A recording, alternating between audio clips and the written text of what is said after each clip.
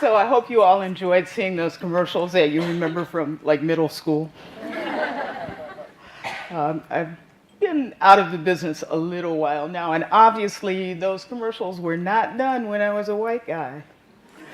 I mentioned that to Kat in our conversation about what I would talk about today. Said, well, the first 3 years of my career, I could have titled in my book, My Life as a White Guy. It was a pretty inauthentic time for me in terms of work. Put my hat on so I could remind myself of what it was like. I got into advertising through the auspices of someone who knew absolutely nothing about advertising, knew no one in the business, and had no connections to help me get in. My mother called me up and said, you know, didn't you say that you sent a resume to Darcy McManus and Majors Advertising?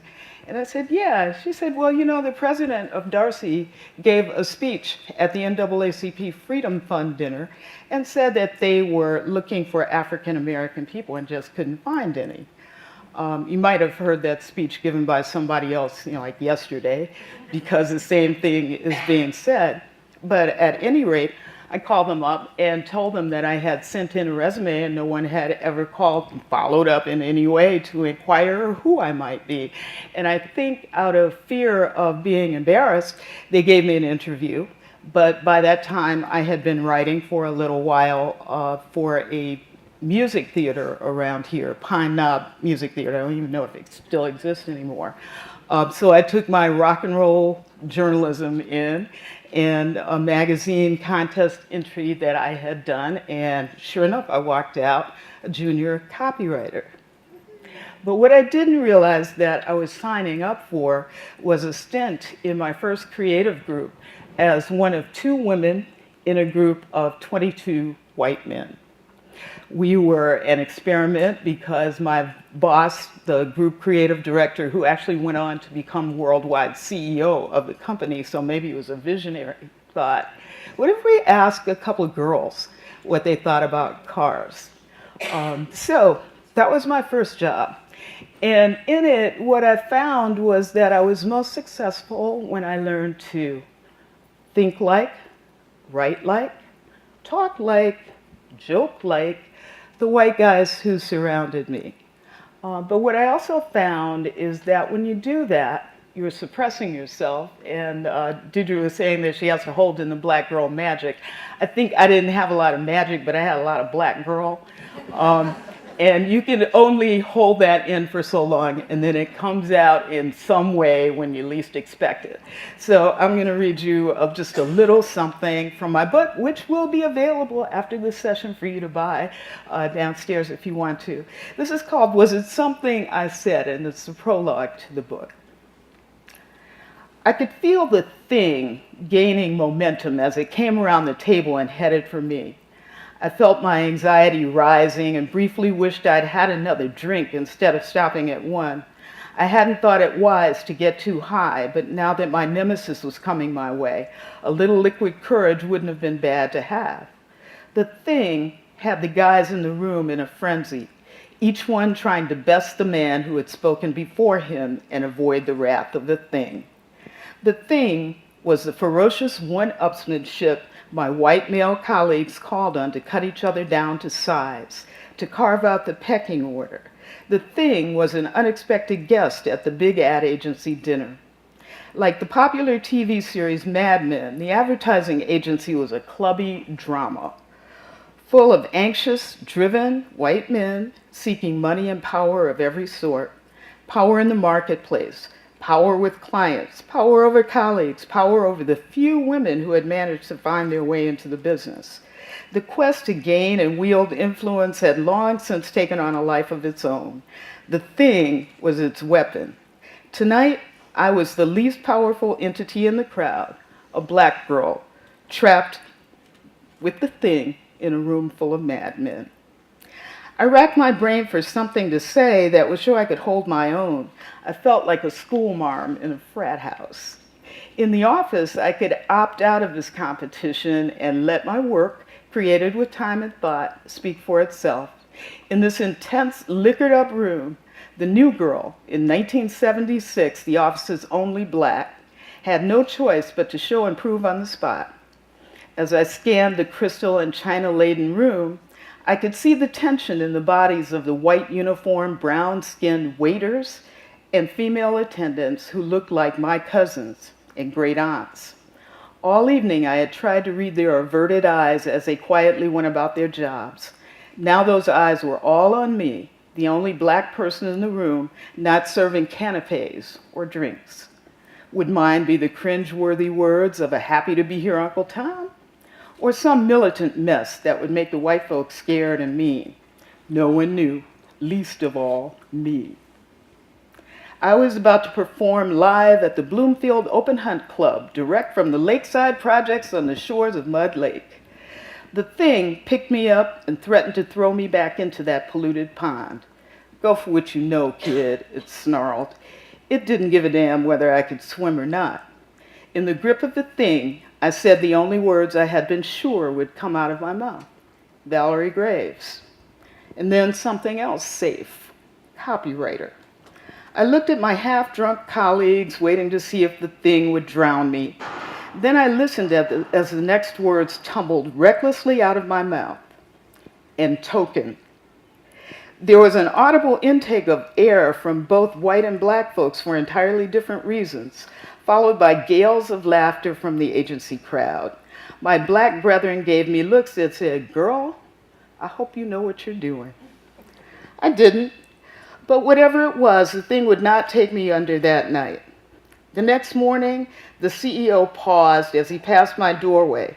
"Token, huh?" he said with a beaming smile and an "oh, you're such a kidder" gesture. 2 weeks later, I was out of a job. They had other reasons, but reliable sources told me that my quip had sealed my fate. Fuck them if they couldn't take a joke. I had been saying what they wanted to hear my whole damn life.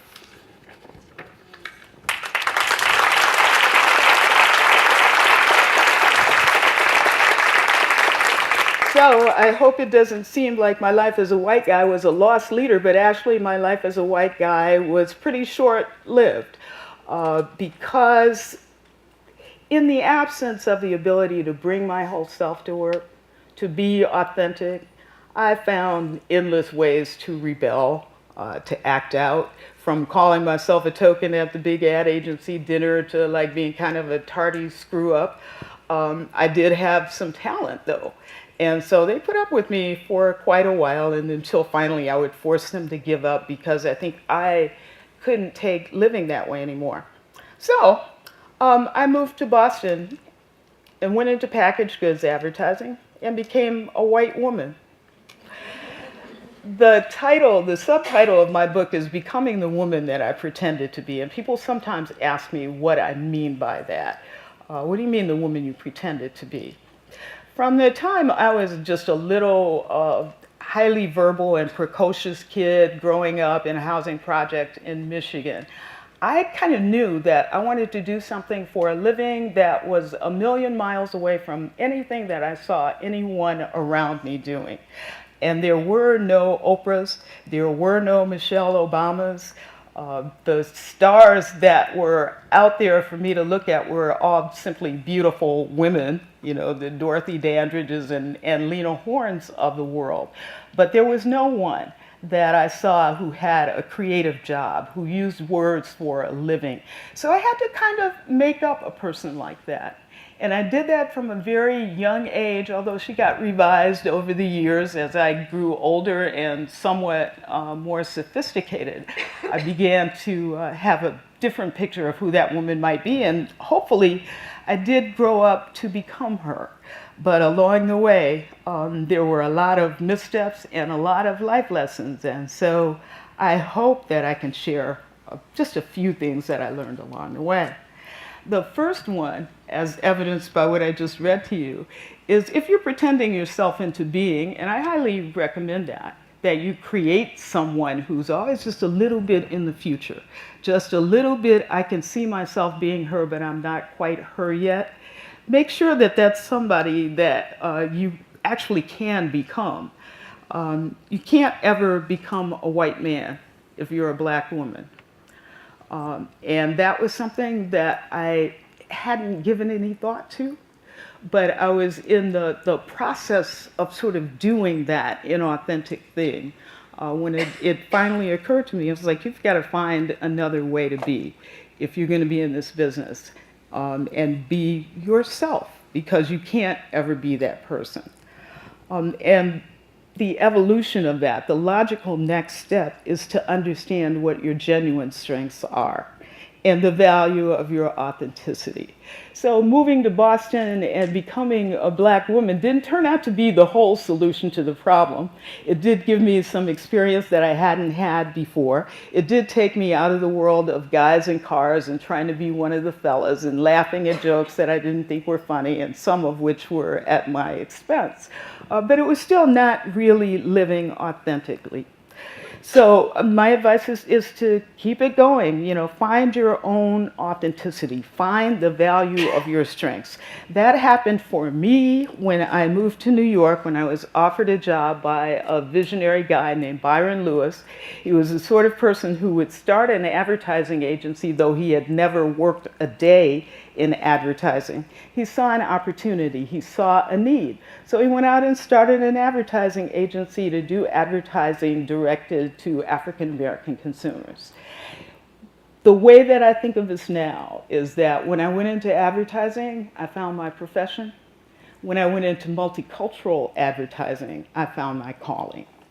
It was the first time that I was able to really bring everything that I am as a person, everything that I had gleaned from my upbringing into my job, which is something that I think the people who are in control of the advertising industry and who hire most of the people in this room just don't, they have the luxury of never thinking about that. They go to work, they are themselves. They can bring the best of themselves to their jobs right from the beginning. That is something that I had to learn, if not earn, but it paid tremendous dividends to be able to do work that really reflected me. It paid dividends for me personally as a creative person. It paid off, of course, in terms of earnings, but it also paid off in terms of other people who had a similar background to mine, or who were just people of color who said, when I see the work that you do, it makes me feel proud. The Buick commercial that you saw actually featured, that was actually Michael Burton, who was the lead interior designer for the Buick Enclave. And one of the members of my team had discovered Michael online, and we approached him and put him in the actual commercial. Knowing what I know about African American people, I knew that that was going to be a successful commercial. Is it the best commercial that was ever done? Nope. It's pretty straightforward. This is a beautiful car. It's designed to take the ick out of Buick.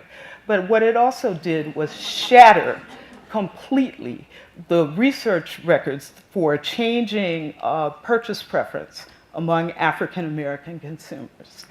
And it's because of my background, it's because of being able to be authentic, it's because of having the guys on my team who knew the minute that they saw this handsome, accomplished black man, that if we did a commercial with him, it was going to score gangbusters. Those are all the things that allowed us to be so successful. It paid off for our clients, and we were given more and more opportunities because of that. So finding an environment where your strengths are valued and envisioning yourself reaching your highest potential is something else that's just hugely important to being a fully realized creative person, to being a fully realized person, and to having impact in your industry. It always surprises me that I still sometimes encounter people of color who don't want to be recognized for being there because of their color. I've been at some wonderful tables, had some wonderful seats to occupy precisely because I was an African American woman.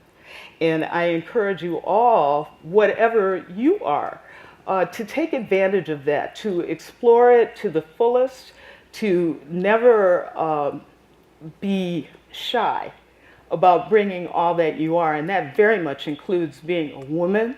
I'm a big proponent of doing our jobs in a womanly way. There are things that we are very good at, like being nurturing, like being collaborative, that are not necessarily the way that things have traditionally been done in advertising agencies, but they have great value. They pay great dividends. It's pretty well documented that women make good managers because of a lot of those skills, and I encourage everyone to do that. It certainly paid off for me, and I think that it will pay off for a lot of you. Of course, it's important to find mentors who see who you can become and then exceed their expectations. Those mentors, as one of the other women and I were discussing a little while ago, very often for women, your mentors will be men because they are the people who are in a position to mentor you. And that was certainly true for me. Many of my mentors and the people who gave me the greatest opportunities were men. Many of them were white men. So I don't rule anybody out as being able to be helpful to you in your career, and then, go forth and make them proud. Another thing that I've noticed is that as everything in life changes, so should the woman that I am pretending to be. After a long career in advertising, I've now written a book, and I really think of myself now as being more a writer and a person who looks forward to the next book rather than writing the next TV campaign. And I encourage people to do that too. Be flexible in terms of that person that you see yourself becoming. Always, again, hold that person a little bit out in the future that you think you can become. Make sure that it's someone that you admire and someone that you're going to want to be when you get there, but it's a thing worth doing. Never feel that you've arrived and it's time to stop dreaming yourself into being. I think you have to always continue. Learn from your failures and move forward. My first few years in advertising, I was failing all over the place except at being a producer of good ideas for creative. I was failing to be a good employee. I was failing in a lot of ways, but it was those failures that made me look at why I was failing and realize that I had to be more myself in my job, that I had to get into a situation where I didn't have to pretend to be a guy. But learning from your failures is essential. And here's the thing about that woman that you pretend to be. She's already survived your failures. She has already gone through those things and become somebody that you admire and you want to be. Run toward the challenges that you fear. Make fear your friend because it lets you know you're moving into the unknown. I was afraid to walk into that first job interview and try and present myself as someone who could work in advertising because no one I knew had ever done anything like that before. It doesn't make any difference. Courage is not being afraid. Courage is being afraid and just doing it anyway. I have done so many things in my life that I was afraid to do, and I can't even remember what they are anymore. Take care of the woman you pretend to be, and she will take care of you as well. I've found that to be true. Sometimes I would meet someone who did not know me, but who sort of knew of me, and some assumption that they made about me would cause me to look at myself differently. Sometimes the people that we pretend to be take on such an existence and such a vitality of their own that we actually can learn from them. I hope that's not like one step too metaphysical for everyone, but I really believe that. And as writers, and I'm sure there's some of you in the room, you know that once you start writing, characters and people tend to do what it is that they want to do. So, excuse me, in conclusion, when I think about my career, my life, and what it might have to offer someone else, I think about the statement that I was asked to write as to why I wrote this book. And I think about a client who said to me, "Oh, come on, Valerie, you're not really black. you're a big time advertising executive. You got that corner office. You got to be making a lot of money. You live in New York. You know, you're not really a black person. And I thought to myself, what that guy doesn't know about me could fill a book. He didn't realize that I had in common with people he thought of as being authentically black, all the things that he thought made us authentically black, including having been a teenage parent. My son was born when I was 16 years old, and I had to deal with that and recapturing all the expectations that I had had for myself before that happened. I've brushed up against a lot of the social ills, and if in fact you do read the book, you'll see that.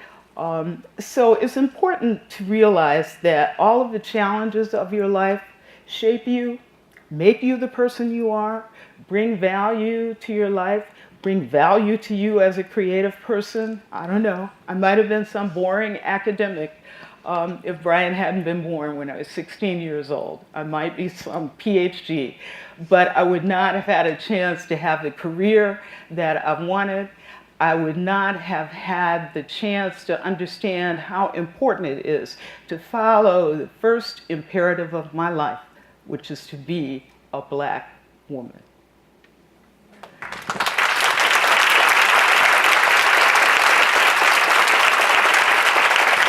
I hope that you guys have questions, because it's always my favorite part of any speaking engagement.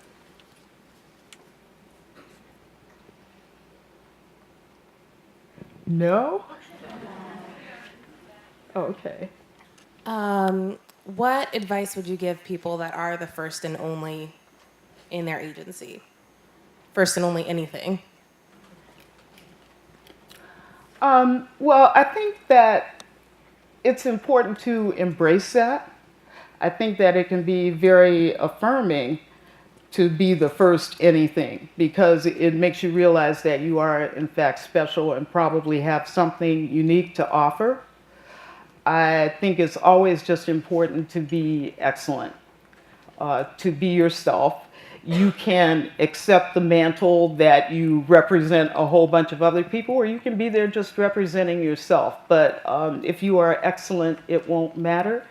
And if you are the first and you are excellent, the way that this world works, that will lead to other people getting opportunities too.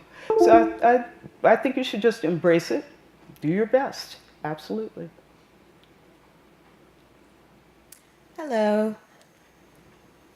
So you are a true pioneer, and I know personally you've shaped many careers, mine included, from when we first met back in 2000. The theme of today for me has been choices and putting ourselves in the driver's seat of our career. And looking back at everything that you've experienced, is there anything that you wish you could get a do-over? Well, I wish I could do over those first 3 years of my career. Not because I would be that much different at work, but I think that I owed the people who gave me my first opportunity, I owed it to them to be a little bit better of an employee. I just wasn't, I was too young and uninsightful to realize what the real problem was that I wasn't being myself. I wasn't being completely authentic. But if I could do something over, it would probably be that.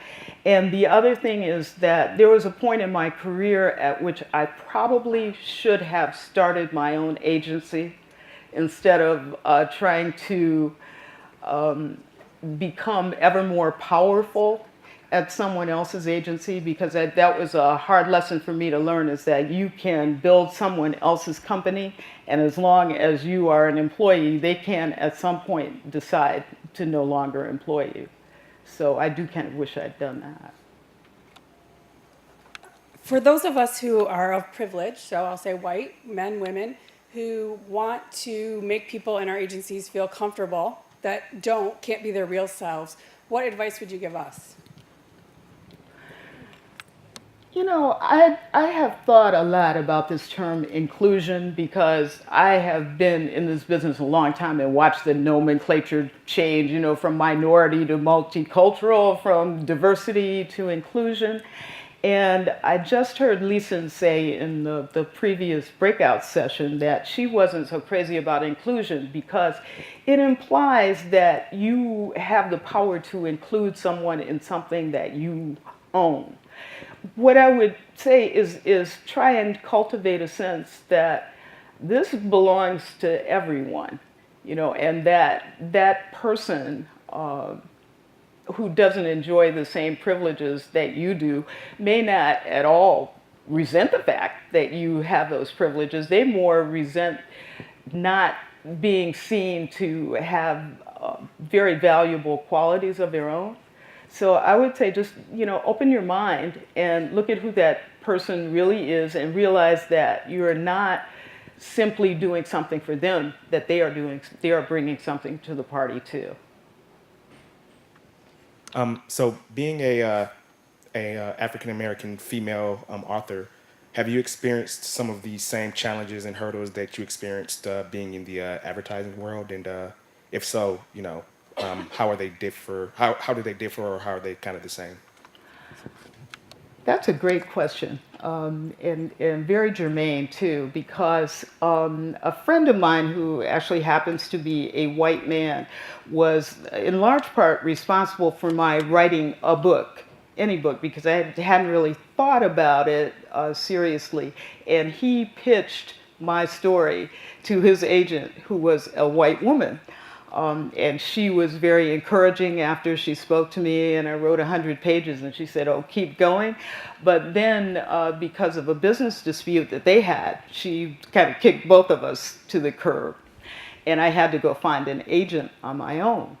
The same friend, the same guy, recommended an agent who was one of the top agents in New York, another white woman, and she gave me the most beautiful turn down you can imagine.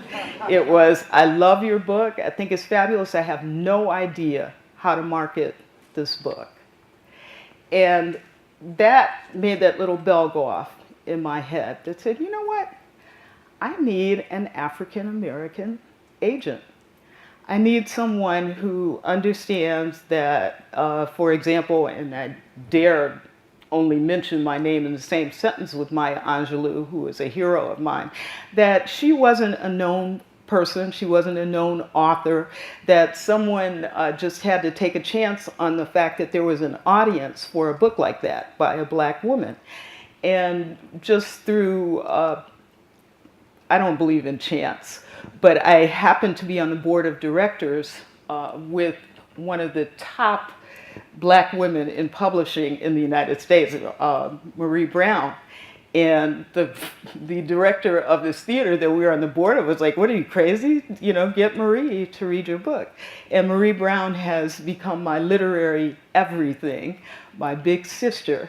And so it absolutely took an African American woman, and she saw my book for what it is right off the bat. And it was published by the first publisher that it was submitted to, because it took an African American woman's perspective to be able to frame the book and present it to someone. Once you, as a junior creative or a junior person into this industry, kind of determine this is the near self I want to achieve, do you think there are actions that you can take every day, every week, every month to check in with yourself to make sure you're on that path, to keep yourself accountable and to make sure you're headed in that direction if you kind of get off course, to reset yourself? I don't do a lot of checking, but I think that may have come with age. I have a lot more trust in the way that the universe works these days, and that if I have a picture that I absolutely can believe in of who I want to be, and I try not to be too specific either. That's a great line from Jane Wagner's A Search for Intelligent Lives, that I always said I wanted to be somebody. I think I should have been more specific, but I think being less specific is a good idea. one example of that is that I had been at my first job in multicultural advertising for 10 years. I had risen from ACD to executive creative director in 10 years, and I was frankly just getting sort of restless and bored. We were having tremendous success, but I don't want to go to work and just keep doing the same job. So I just kind of began to envision some other kind of creative opportunity for myself. I kind of saw the woman that I wanted to becoming a little bit more of a gunslinger who would just ride into town and make a creative contribution. But I wasn't specific about what that would be. And out of that came two very different and disparate opportunities. The first of which was that I was recruited to Bill Clinton's national advertising team, which was, I would never have in my wildest dreams sat around and thought, that's what I'm gonna do, is I wanna go work on a presidential campaign. But that opportunity came my way. And also, when that was done, and I was back at my job again, kind of in the same frame of mind of, that was fun, but now what? I was offered the job of Senior Vice President of Creative Services for Motown Records, which, as you can imagine, coming from here was just an irresistible opportunity. So, I try to still set an intention. I try to keep it general and positive, and I don't spend a lot of time checking to see how I'm doing, because I trust the process that eventually it'll just come to pass, and it's always better than what I imagined, because the universe has more ways of bringing you what you want and need than your little mind can imagine. It's vastly more creative. Hi. Hi. At the time that most of those ads came out, which admittedly were probably before I was born. Not quite that long ago, but close. I was born in '96. Yeah, well, Okay. that's a 2007 Buick Enclave, so. Okay. Well, I know that with the African American community and with other underrepresented communities, there is vastly underrepresented, under-researched in their psychological patterns and behaviors within advertising and media. So how did you convince rooms full of white men to believe you about what that community needed? With varying degrees of success.